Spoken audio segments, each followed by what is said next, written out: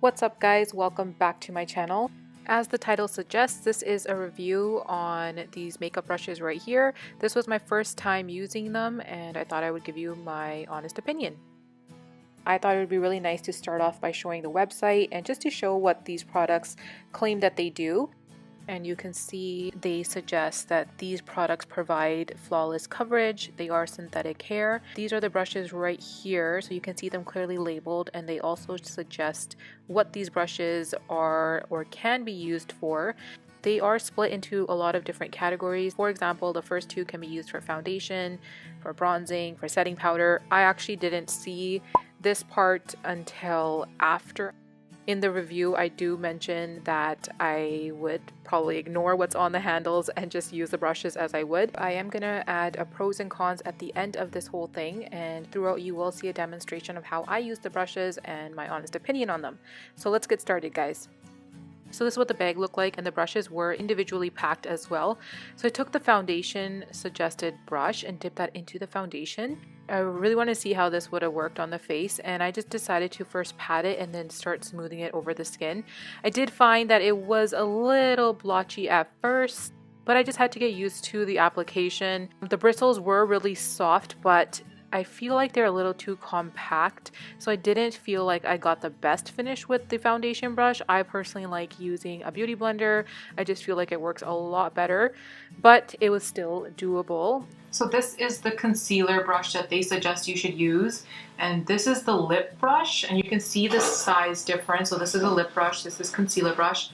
I personally would just use the lip brush for concealer and this maybe for contour.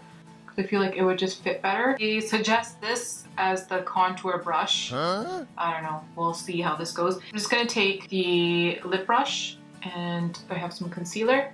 The foundation looks okay, it looks a little blotchy. When I was doing the concealer, it actually applied really nicely, and I like how it kind of created a full coverage look, and I was able to blend out everything as well. So I would say that this worked pretty nicely for concealer. Alright guys, so now that that's done, I'm going to go in with the concealer brush that I decided to not use under the eyes. I'm just going to cream contour with this. I'm just going to dip that in. Whenever I'm doing cream concealer, I always add a little bit of oil into the product, and I found that these brushes worked really nice for that purpose. If you add a little bit of oil, it just helps blend everything. I do feel like it still was a little bit harsh because the brush does pick up a lot of product, but just to kind of map out the areas, it worked really nice. So this is the powder brush. Let's go ahead and set the face with this. To be fully honest with you, I really didn't like this method that much because I like to use a fluffy brush. I did feel like if you take this powder brush and start moving it around, it's just gonna move your foundation around, so you gotta be really careful and just pat it into the skin. Now for blush, they recommend this brush right here, and just to kind of give you a comparison, this is the powder brush. So you can see the size difference. Picked up quite a bit of product. I'm gonna wipe it on the back of my hand. This is the eyeshadow brush that they give, and I don't know how this is going to work. For the eyeshadows, I was very confused by this brush, no lie. One thing it did do really nicely was help create kind of like a cut crease effect, and then when you're creating the outer edge, I felt like because it's a straight brush, you can't really go wrong with creating those lines. And then I used the nose contour brush and just blended out the top part of the shadow, and it actually worked pretty nicely. I was greatly surprised by the shadow brush. I felt like it was one of the best brushes. Eyeliner, and this is the brush that they recommend. It's kind of like the eyeshadow brush but very thin. I liked this brush because it really helped create that smoky effect with the eyeliner. I really have troubles achieving that when I'm using other brushes. Still picked up really good amount of product, and the lines were straight. I was able to really create that hazy effect, which I liked. Just gonna move on to the lips. So for the lips, I'm just gonna use Lolita 2 by Kat Von D. The lip brush here, I was definitely not feeling this for the lip. I really feel like this was labeled incorrectly. Okay guys, so I usually like to end my reviews with a pros and cons list. So here's the pros that I found of these brushes. The bristles were really soft, and some of the brushes worked really nicely. The bristles also didn't fall out of the brushes, which I thought that some of them would.